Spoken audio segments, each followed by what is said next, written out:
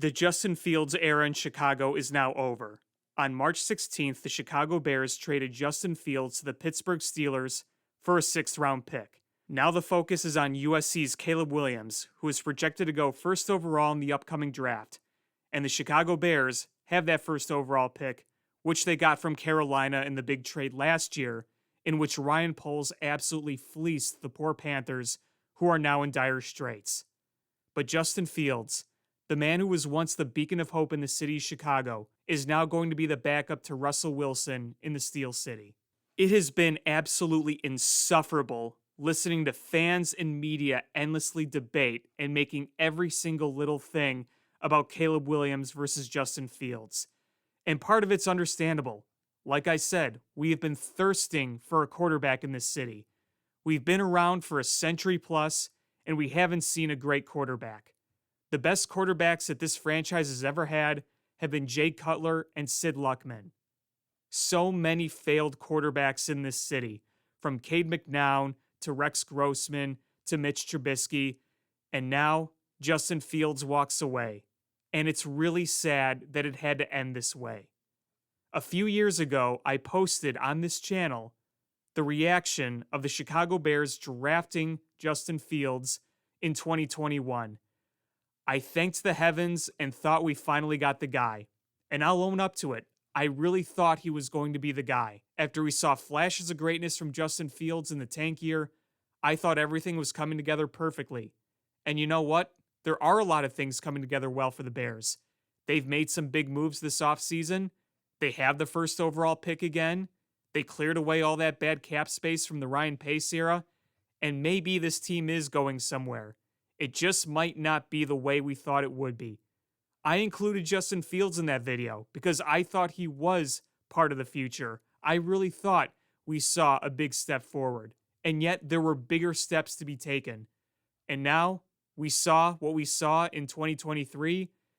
And once again, you saw flashes of greatness, but you didn't see the consistency. The questions are, how much of it was on Fields and how much of it is on the Bears? Some people want to say it's all one or all the other. It's all Justin Fields' fault. It's all the Bears' fault. The cold reality, in my opinion, is that it's a little bit of both. Justin Fields came to the Bears in some really bad circumstances. He came here with a lame duck Matt Nagy and Ryan Pace. That roster was old, decrepit, expensive, and no longer in position to make playoff runs. He didn't have good weapons, he didn't have great protection, and he had horrible offensive scheming in that first year under Matt Nagy. Who could forget that game against the Browns? That historically awful game against the Browns where we were worried if Justin Fields was going to make it out of there alive. That's on the Bears. That is absolutely on the Bears. And in 2022, when Ryan Poles and Matt Eberflus came in, they tore it all down. A plan that made sense. You had to get rid of the dead cap and all the old players. You had to start from scratch. But it's really hard to develop a young quarterback on a team that's stripped down to the studs. That's difficult. And in this year, the team was better and improved, but you still didn't have as many weapons as you like. DJ Moore and Cole Kmet are legit, but you didn't have the vast weapons that other quarterbacks have in the NFL. And your offensive coordinator, Luke Getsy, didn't look so good as an OC calling plays that were off the script. Let's face it, Justin Fields did not have an in-prime roster with a bunch of great weapons around him to succeed. With all that being said, Justin Fields at times just wasn't good enough. He just didn't put up the numbers, he just didn't come through in certain situations, and he had some struggles of his own. We saw the processing and how slow it could be. We saw him hold on to the ball too long, and in the middle of the field, things got a little ugly. Trying to be a pocket passer, which the Bears tried to do last year, trying to mold him to see what they can get as a pocket passer, we just didn't see the consistency. Now, there are things he did very, very well. Obviously, running, he was insane on the ground. He made some athletic plays that no other quarterback in the league could make. Him escaping dirty pockets and looking what should be sacks for losses and turning into big gains, that is pure talent. We also saw some really good deep balls from him.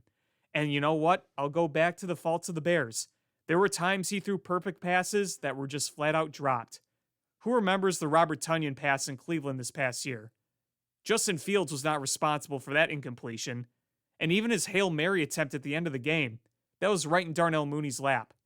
But we go back to some of the issues again, and there were times in those games where he just didn't make the right play. He didn't read quick enough, held on to the ball too long. We saw some big turnovers in fourth quarters when he had chances to march down the field and win the game. Again, it's a little bit of both. I think Justin Fields is an insanely talented dude and a freak athlete. He is so likable and a great steward of the community. I wish him nothing but the best. And I do think with great coaching and a team around him, he can be something. I don't want to say he's just a bum, but I think the time came for the Bears to say, you know what? We got to get our guy. Ryan Poles has to get his guy. And Caleb Williams has a ceiling that's pretty high. And hopefully he can be that next quarterback. Looking back at Justin Fields and his final numbers as an NFL player with the Chicago Bears, 6,674 yards. That's in 40 games, 38 starts. He threw 40 touchdown passes, 30 interceptions. And as a rusher, well, those stats were elite. 2,220 yards, 14 touchdowns. And remember in 2022, he rushed for over 1,000 yards, 1,143 and 8 touchdowns. He broke off some absolutely unreal plays on the ground that year and really throughout his career. But you look at the reality of the passing, and I do think he's a better passer than what these numbers show. But when you've passed for under 3,000 yards in each of your seasons, haven't reached 20-plus throwing touchdowns, well, you kind of look at that and say, are you ever going to reach that ceiling? Is there hope for that? And you got to make a decision. And the Bears have made their decision. I think it's really, really unfortunate that things had to end this way, but this is where we are. And after all the hope we had with Justin Fields, this is where the sadness comes in.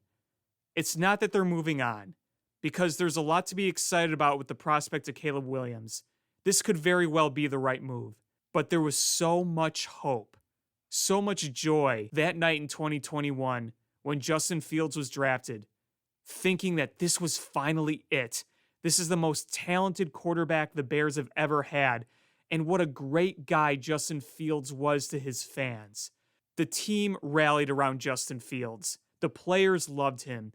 DJ Moore loved him. Jaquan Brisker loved him. They've taken to Twitter X expressing sadness that their leader is moving on. But I also think that there is a mutual understanding that this is a business. DJ Moore literally said it on Twitter X. So when the dust settles, when Caleb Williams comes in and things get ramped up for next year, things will shift. Everything will be okay with the team in the locker room, I do feel. It's natural to be sad when you lose your buddy, but this is a cutthroat business, and this is what happens in the sport of football and professional sports all across the board. So now we say goodbye to an era. I had hoped that the team would have been better, that the coaching would have been better, and that Justin Fields himself would have been better.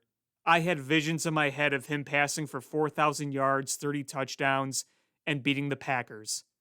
Those are things that Justin Fields just never did. And again, it's a combination of his doing and the team. We can't fully blame him, but we can't omit any responsibility from him either. But I'm always going to be a fan of Justin Fields, and I'm always going to be rooting for him no matter where he is. Because no matter what the results were, he always fought hard, played hard, showed a lot of emotion, and was there for his fans through thick and thin. So even though the results are not what we'd hoped for, I'm going to say thank you, Justin Fields. Thank you for the great moments that you did bring us. Some of the electrifying plays, whether they were deep ball throws or some of the great runs you pulled off. Thank you for going out there and fighting hard every single game and putting your body on the line, even when you had absolutely no protection in front of you and some really shady coaching. And also, thank you for being so great to us fans. We know that Chicago fans can be a handful, as can the media, and all we want to do is see our Bears win, but through thick and thin, you were always there to support us as we supported you. Thank you, Justin Fields. Good luck in Pittsburgh. You'll always have a fan in me. For everybody listening to this video, I hope you enjoyed it. Be sure to subscribe, and please check out my other works, my podcasts, Swirsky Sports at swirskysports.com, Check out Through the Garden on YouTube and Apple Podcasts, and be sure to check me out on Twitter at ShyFanPat2, and check out my website, alexanderjpatcreative.com. Thanks for listening.